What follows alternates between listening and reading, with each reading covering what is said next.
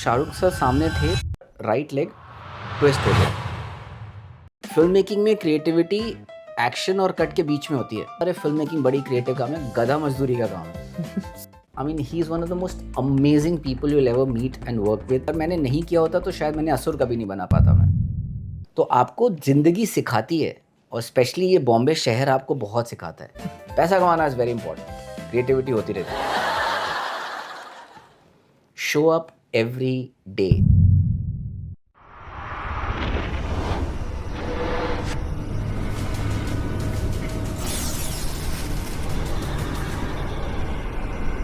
Welcome back to another episode of TJL Talks.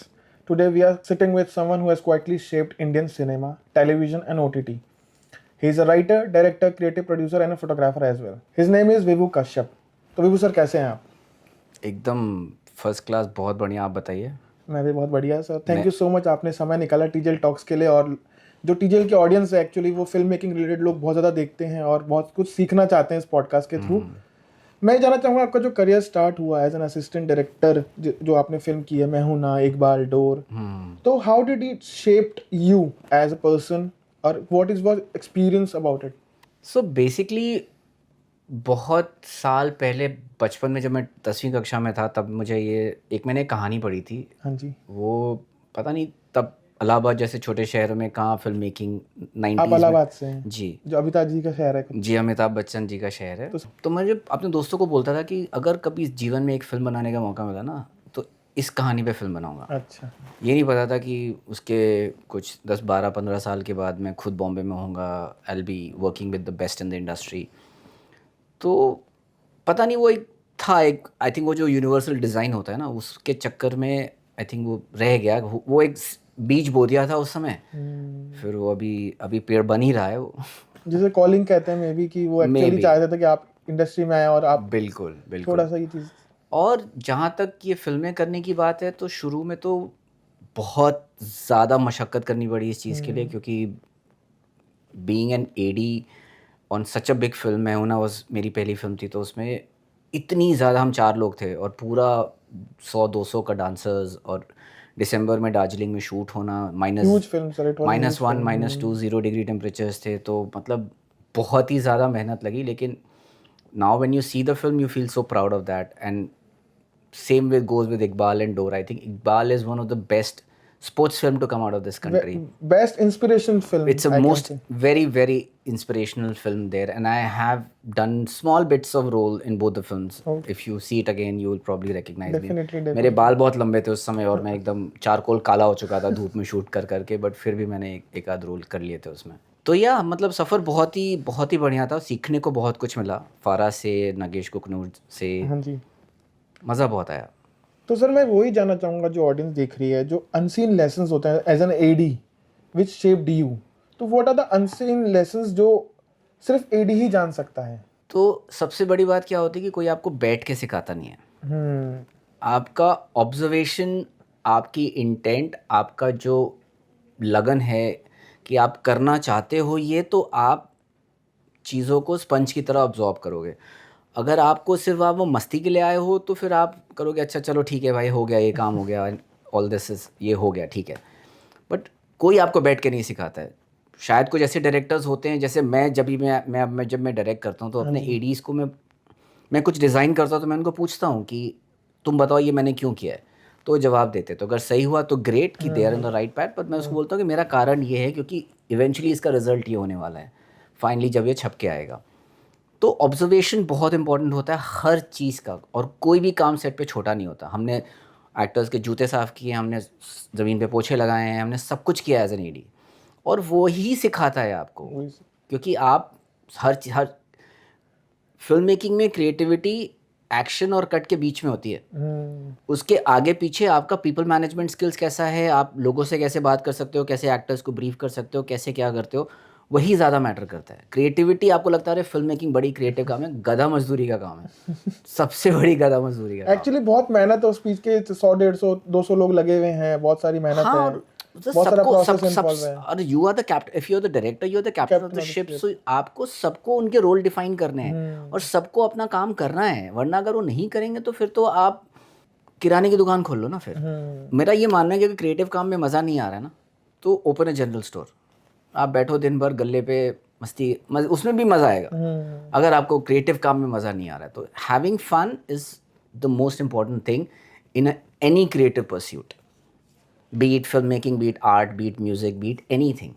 इसी से मुझे एक किस्सा मुझे पता लगा, देवेंद्र सर से ही पता लगा कि आप एक सेट पे, मैं हूं ना के सेट पे आपका एक इंसिडेंट था जहाँ शाहरुख खान एक्चुअली आपके पैर के वो कुछ कर रहे थे। इंसिडेंट आप सुनाएंगे तो ज़्यादा मज़ा आएगा।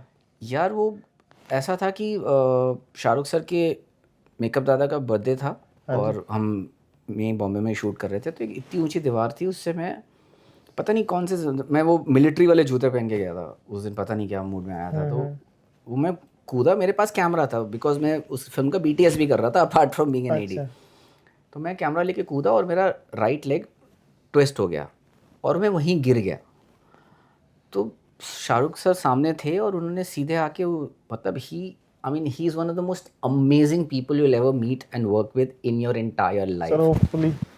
सो वो जो है ना, वो आप चाहे कोई भी ओहदा हो आपका सेट पे, वो आपको इतना स्पेशल फील कराएंगे ना जिसकी कोई लिमिट नहीं है। He is that kind of guy. So he came, he held my leg, he literally held my leg and he called for ice. He's putting ice on my foot. I am an AD जो साल में वो 5 फिल्में करेंगे तो उनको 50 ADs मिलेंगे। मैं मतलब ओहदे में उनसे बहुत छोटा हूँ उस फिल्म के सेटअप में, और उनका तो ओहदा तो बहुत ही तो सुपरस्टार है यार। But the man that he is something else. He will make you feel so special. Even after pack up, he will go change, come back and say bye to everyone on the set. And then he will leave. No matter you're a spot boy or you are a light man, he सबको bye बोल के जाएंगे। That's why he's Shahrukh Khan. That's why लोगों की दुआएं बहुत हैं उनके पास, इसलिए वो बहुत, भगवान करे और बहुत तरक्की करे वो अपने जीवन में। Definitely sir. और जैसे कि अभी मैं उन्ना की बात चल रही थी, तो when you are assisting Farah Khan, तो वो एक अलग एक्सपीरियंस रहा होगा आपका। कितनी डांट पड़ी सेट पे, क्या हुआ, क्या इंसिडेंट था? बहुत बहुत ज़्यादा। क्या वो बेसिकली भी क्या ठंड में बोलते जब थे डांट वहाँ पे? पड़ती है तो ज़्यादा लगती है क्योंकि 0 डिग्री टेम्परेचर में जब डांट पड़ रही है ना, तो फिर बेसिकली कैसे वो कहती थी आपको कुछ वो इंस्ट्रक्शन मैं देना उनको? फ़ोन पे नहीं, इस पे कैमरे पे नहीं बता पाऊंगा, बट लेकिन फराह से सीखने को इतना कुछ मिला ना कि how to design a big film, how to write a big film, how to go ahead and execute a big film. Because big film का एक ग्रामर और एक जो सेंसिबिलिटी होती है वो थोड़ी अलग होती है। जैसे कि अभी डोर और इकबाल की सेंसिबिलिटी वो एक अलग थी कि उसका नैरेटिव, उसका स्ट्रक्चर, उसका जो क्या बोलते हैं, उसका जो वर्ल्ड जो है वो बहुत अलग था। दोनों ही अपनी जगह सही हैं, लेकिन उन सब की ग्रामर बहुत अलग थी। तो वो दोनों जो बेस्ट एमलगमेशन मिला है ना मुझे, कि how to do a commercial film and how to do like an indie film, creative film. या no, creative. Mehuna was no less creative. Why? How can you say कि Mehuna is not creative film? Like an artistic film? नहीं, both are films. Both have their different journeys in life, and both have equally to teach you if you have the willingness to learn. Every film teaches you something. Like Absolutely, every moment teaches you something. I mean, in your life always reflects in cinema. And वाइसी versa. Cinema sometime reflects like people, मेरे तेरे नाम के बाद सबने उस तरह का बाल रखना शुरू कर दिया। Influence kind of like real and real life, they always cross path with each other at some point of time in life. तो सर मैं ये जानना चाहूँगा, जो आपकी जर्नी बालाजी मोशन पिक्चर्स के साथ, जो उनका डिजिटल आप प्लेटफॉर्म्स वगैरह देखते थे, उसमें आप वाइस प्रेसिडेंट थे जी। How did you see films? मतलब आपके पास फिल्म्स आती होगी डेफिनेटली जो उनके लोग, तो हाउ यू बाइफिकेशन कैसे होती थी, या कैसे सेलेक्टिव प्रोसेस क्या होता था उनका? नहीं, सिलेक्शन प्रोसेस क्या होता था, मेरा ये मानना है कि किसी भी क्रिएटिव प्रोसेस के लिए ना आपका गट का, you have to listen to your gut. अगर आप अपने गट को सुन रहे हो तो आप हमेशा ही ठीक ठाक काम करोगे, क्योंकि आप फ्लेवर ऑफ द मंथ, जैसे अभी कुछ इंडस्ट्री में चल रहा है कि एक्शन ड्रामा बनाना है या कुछ हॉरर बनाना है, तो आपने उसके हिसाब से चल लिया। बट जब तक वो फिल्म ख़त्म होगी, 6 महीना, साल भर, 1.5 साल निकल जाएगा, उस समय फ्लेवर ऑफ द मंथ कुछ और होगा, तब आप क्या करोगे? तब तो आपके हाथ में तो वो 1.5 साल पहले वाली कहानी है। सो इसलिए आपका गट को सुनना और समझना और उसी हिसाब से एक्ट करना बहुत ज़रूरी होता है। अगर मैंने नहीं किया होता तो शायद मैंने असुर कभी नहीं बना पाता मैं। असुर जैसा शो लिटरली मैं बहुत तारीफ करना चाहूँगा, बहुत इंटरेस्टिंग शो है। इतना इंटरेस्टिंग, और आपने उसके डायलॉग भी लिखे हैं, जी। तो बहुत अच्छा शो बनाया है उसकी। हाँ, आप क्या कंटिन्यू कीजिए प्लीज। तो वही है कि वो उस जैसा शो उसके पहले कभी था ही नहीं, तो कोई रेफरेंस पॉइंट ही नहीं था किसी के पास कि भाई ये शो कैसे बनेगा और क्या बनेगा। तो पर मुझे लगा था कि ये शो 100% बनना चाहिए, क्योंकि first time in Indian media space mythology and forensic science were coming together, and उसको बनाने में बहुत मेहनत लगी, क्योंकि तब ओटीटी इतना बड़ा था नहीं। 2018-19 में लिखाई हुई है उसकी, 2018 में लिखाई हुई है, 19 में शूट हुआ है, मार्च 2020 में रिलीज़ हुआ, जस्ट बिफोर द लॉकडाउन।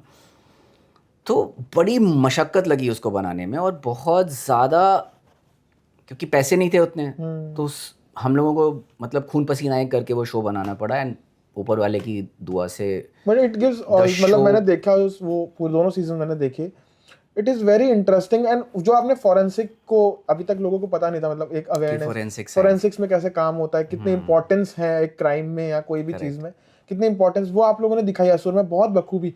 और उसमें लाइफ लेसन भी बहुत सारे हैं एक्चुअली, करेक्ट, कहीं ना कहीं नुआंसेस क्योंकि आपने वो डाले हैं। माइथोलॉजी से इंस्पायर्ड है, तो mythology is full of lessons की असुर, मतलब गुड एंड इविल, जो उसका एक जो थॉट था, जो कि good and evil both are within you, the side that you feed is the life that you live.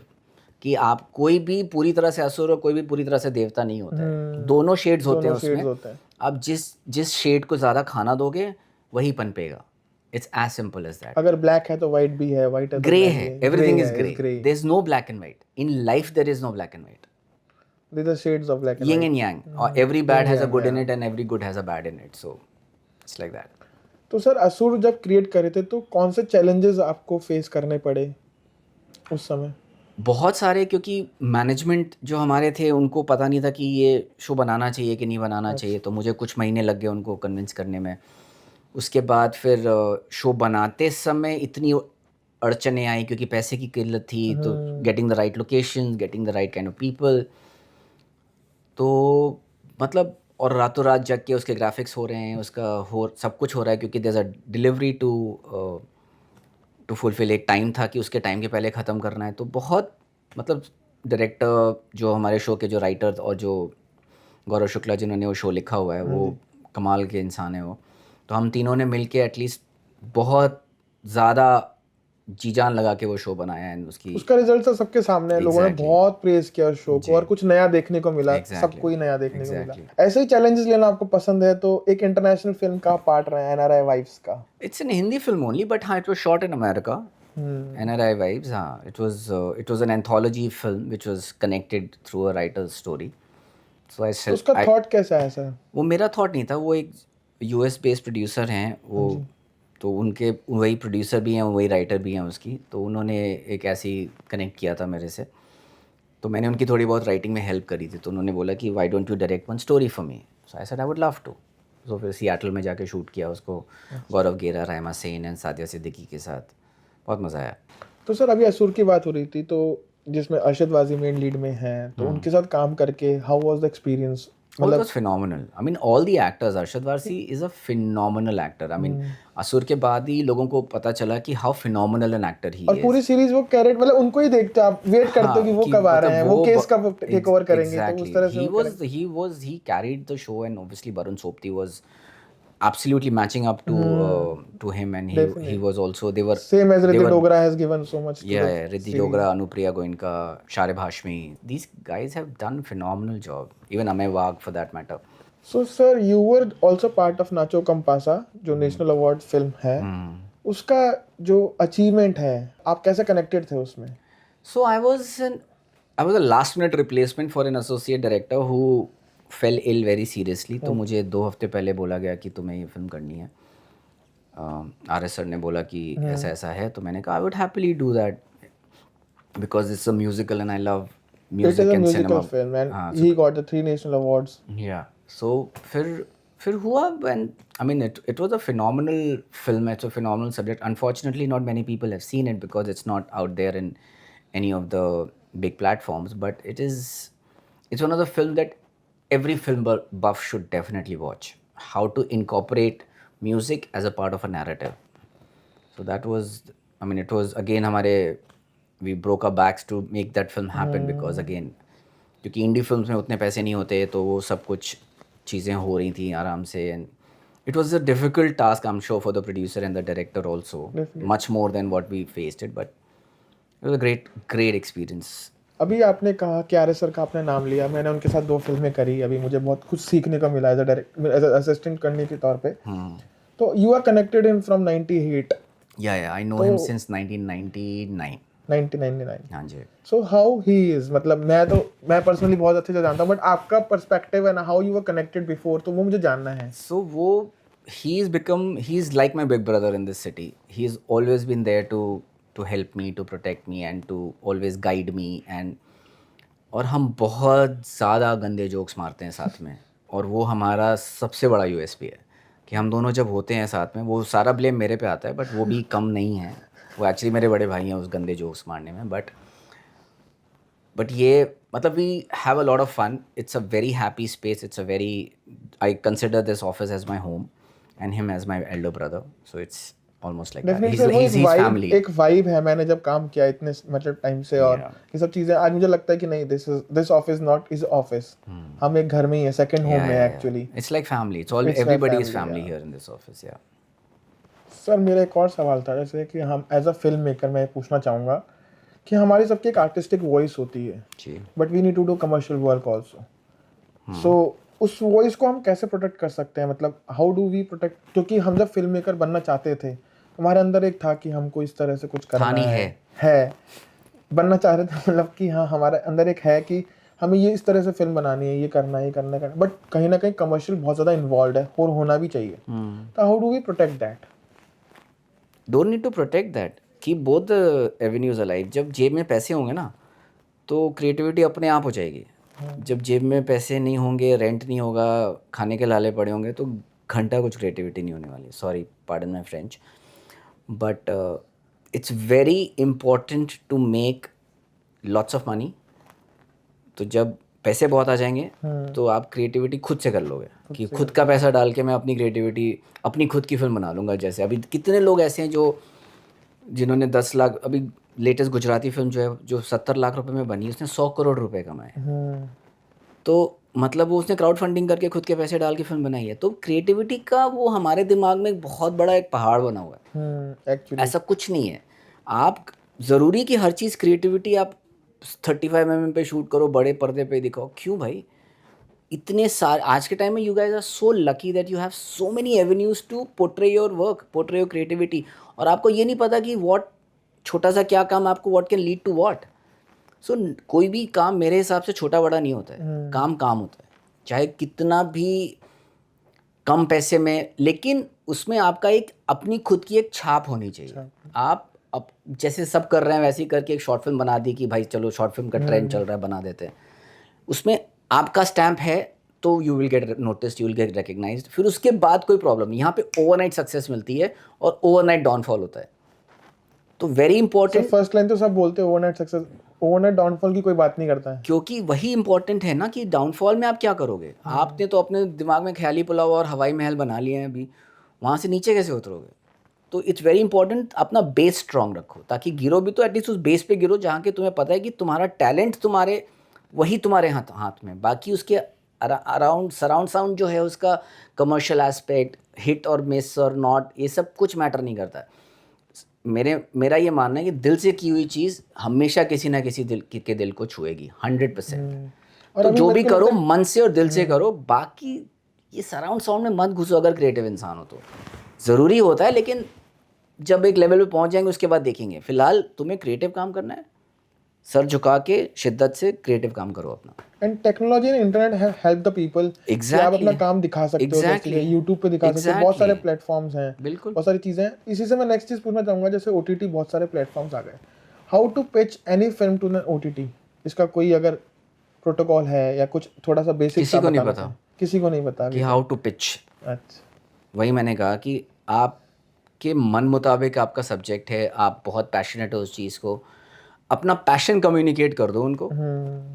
फिर बाकी का काम उनका है कि वो पैशन को एक्सेप्ट करते हैं नहीं करते, वो नहीं करेंगे, कोई और करेगा.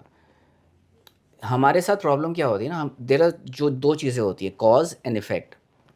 हम हमेशा एज ह्यूमन बींग्स इफ़ेक्ट को बहुत ध्यान देते हैं कि अरे मेरे को वहाँ जाना है, मुझे वो उसके उस OTT प्लेटफॉर्म में पिच करना है, मैंने ये लिखा है। मटेरियल क्या है तुम्हारे पास? What is the cause? Cause ने तुमने किया है enough to have that effect? मेहनत करो उतनी उस लेवल की, तब ये इफेक्ट होगा। उस लेवल का स्टफ बनाओ, उस लेवल का कंटेंट बनाओ, लिखो, क्रिएट करो, तब जाके इफेक्ट होगा ना। हम सिर्फ ये पूछते कि अरे यार मेरे को फिल्म बनानी है, मेरे को फिल्म बनानी है। अरे फिल्म बनाने के लिए स्क्रिप्ट है तेरे पास। प्रॉब्लम वही है ना कि कॉज एंड इफेक्ट का बैलेंस नहीं समझ में आता लोगों को। तो स्क्रिप्ट भी है तो कितना उसे वर्क ऑन किया है, नहीं किया है। इफेक्ट तुम्हारे हाथ में नहीं है, तुम्हारे हाथ में सिर्फ कॉजेस करना है। तो कॉज करो ना, ढंग का कॉज करो, मन से करो, शिद्दत से करो, ट्रू टू योरसेल्फ। मतलब absolutely basically without being true to yourself how can you be a film maker?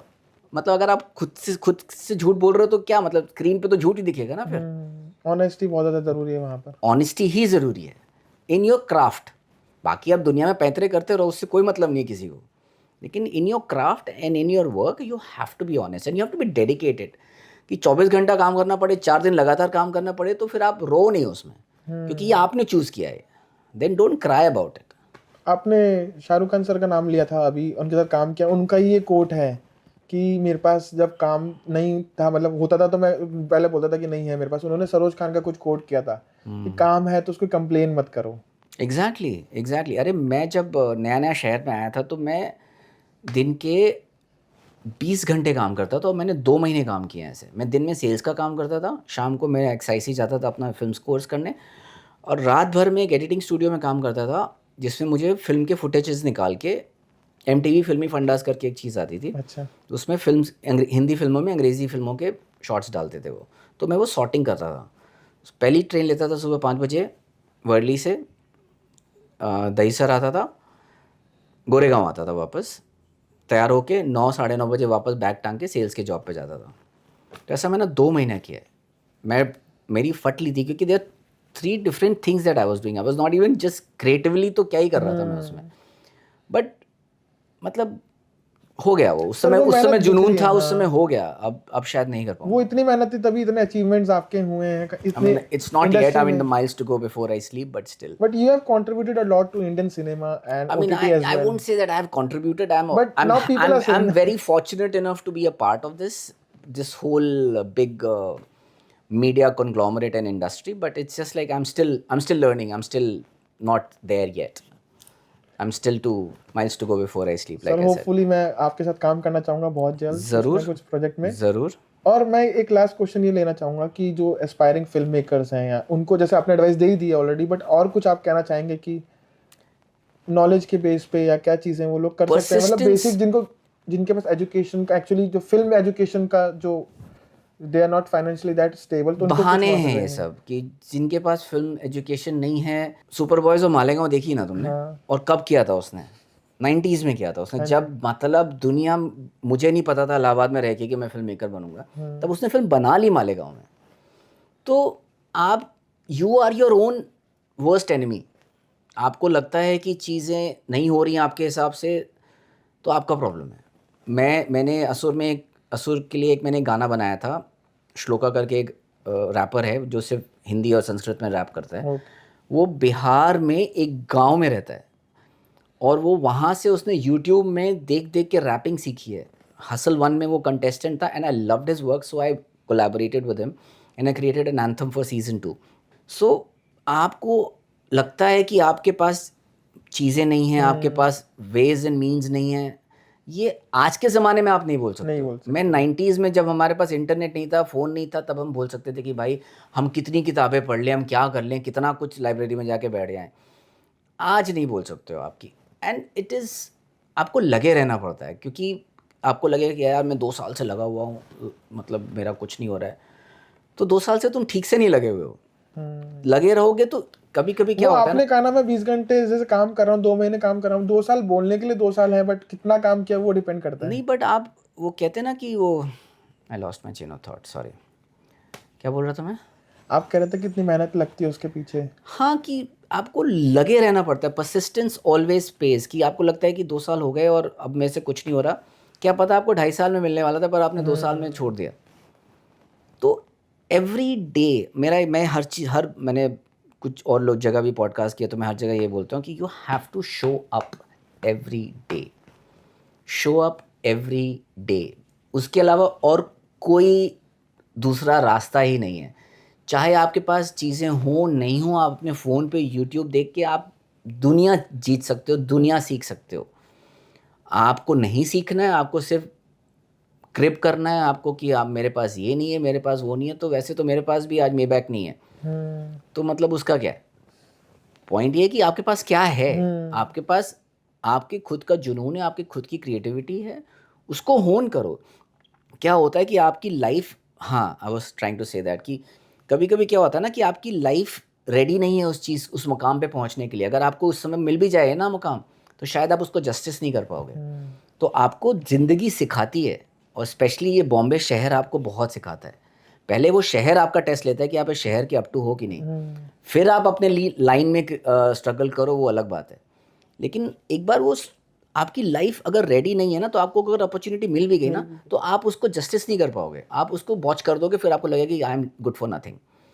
इसीलिए सीखते रहो, वो प्रोसेस जरूरी होन है। करते रहो अपनी लाइफ को, कि जिस दिन आपका टेस्ट हो ना, उस दिन आपसे बेटर कोई दूसरा इंसान हो ही नहीं सकता उस पर्टिकुलर जॉब के लिए।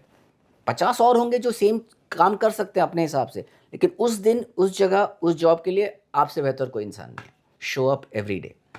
So this is the line of the podcast, show up every day. Thank you so much sir, आपने समय निकाला हमारे लवली लिए। To meet you Thank you and so much happy new sir. Year everyone. आप लोगों का सब साल बहुत ही मंगलमय हो, और खूब सारा का अच्छा काम करो, खूब सारे पैसे कमाओ। पैसा कमाना इज़ वेरी इंपॉर्टेंट, क्रिएटिविटी होती रहती है। तो गाइज ये थे वेबू सर, और इनकी जो टैगलाइन हमने आज कॉपी कर ली है, शो अप एवरी डे। तो प्लीज़ सब्सक्राइब, आपने कुछ सीखा हो, नया सीखा हो, प्लीज़ शेयर करें और फॉलो करें टीजल स्टूडियोज़ को। फिर मिलेंगे नए पॉडकास्ट में। Thank you so much. Thank you.